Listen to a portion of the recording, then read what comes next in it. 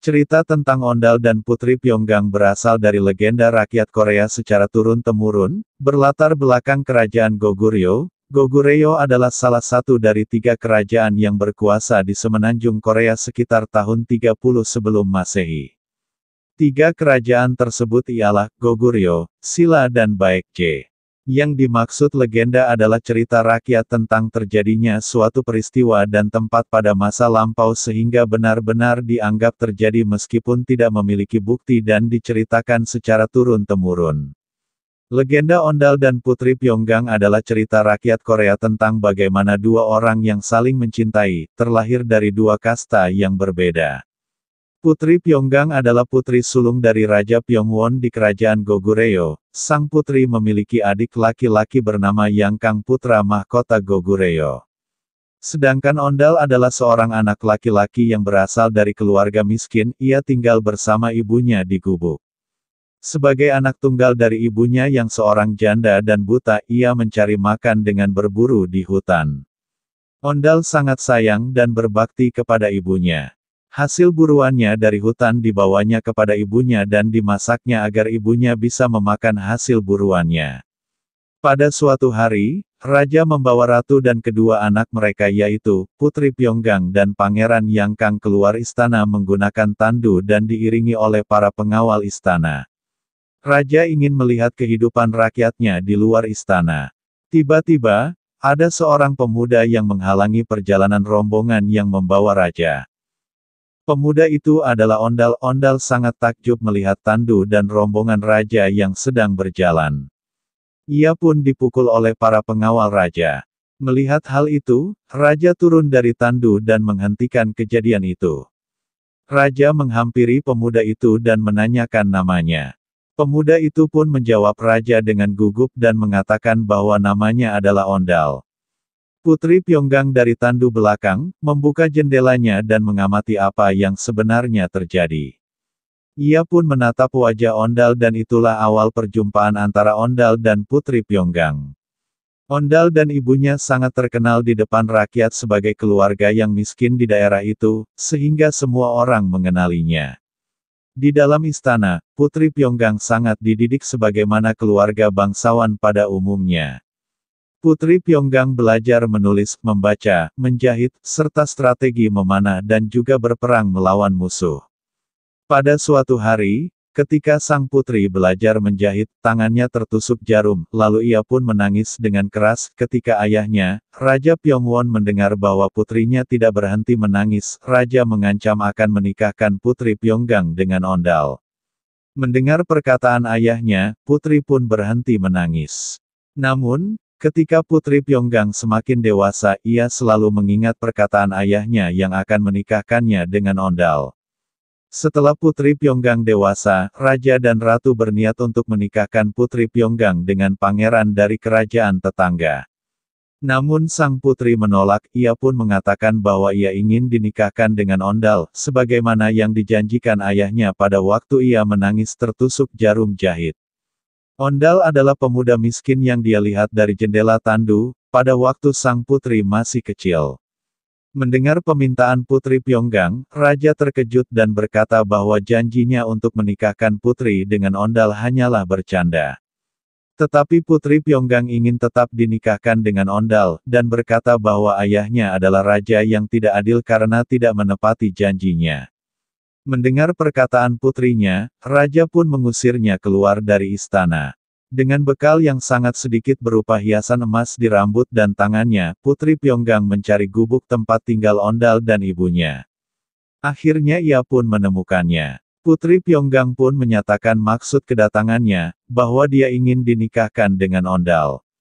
Ibu dan Ondal pun terkejut mendengar hal itu. Bagaimana mungkin seorang putri sulung raja negeri itu mau menikah dengan Ondal? Meskipun demikian, ibu Ondal tetap menerima Putri Pyeonggang di gubuknya, karena Putri Pyeonggang mengatakan bahwa dia telah diusir dari istana karena keinginannya itu. Di sisi lain Ondal masih bersikap dingin terhadap sang putri, tak jarang Ondal memarahinya, agar dia menyerah akan niatnya itu dan kembali ke istana. Karena Ondal berpikir tidak mungkin seorang bangsawan menikah dengan orang miskin.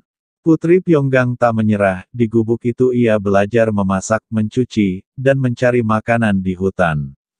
Hari demi hari berlalu, Putri Pyonggang sudah mahir memasak, mencuci, dan mencari makanan di hutan.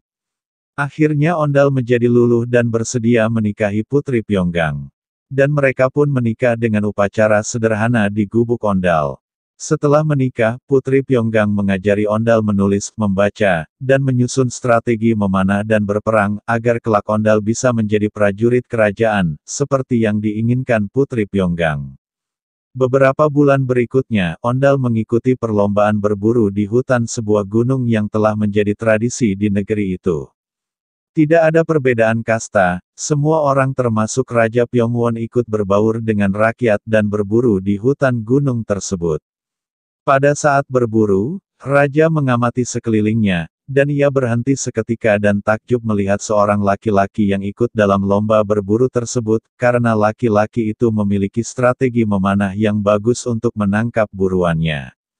Raja disertai pengawalnya mendekati laki-laki tersebut, setelah mendekat dan berhadapan, laki-laki itu memberi hormat kepada Raja. Raja pun langsung menanyakan namanya. Ia mengatakan bahwa namanya ialah Ondal, menantu dari Raja. Ondal pun sambil menangis. Perlombaan berburu pun tetap dilanjutkan. Ondal pun berhasil memenangkan perlombaan, karena jumlah hasil buruannya yang lebih banyak daripada peserta lain.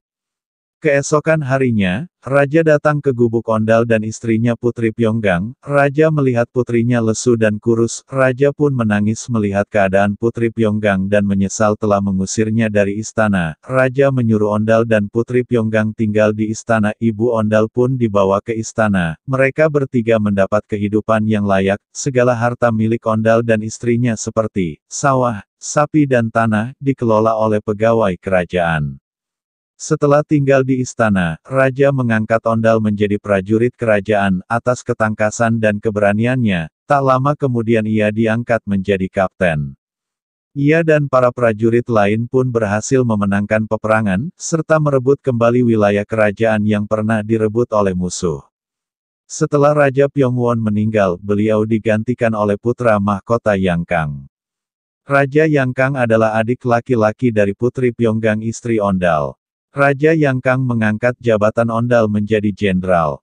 Ia diperintahkan oleh Raja memimpin pasukan untuk melawan pasukan kerajaan Silla yang merebut salah satu wilayah kerajaan Goguryeo.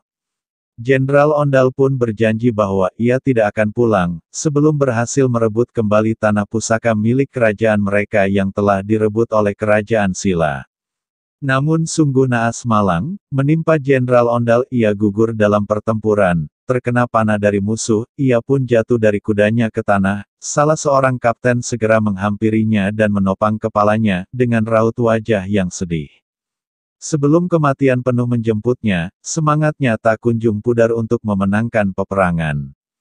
Dengan terbata-bata, ia menyuruh kapten yang menopang kepalanya untuk melanjutkan peperangan, sampai mereka mendapatkan kembali tanah pusaka mereka dari musuh, dan menitipkan pesan untuk istrinya Putri Pyonggang, agar jangan menunggunya pulang, karena dia tidak akan pulang, dan jangan mengikutinya karena belum saatnya.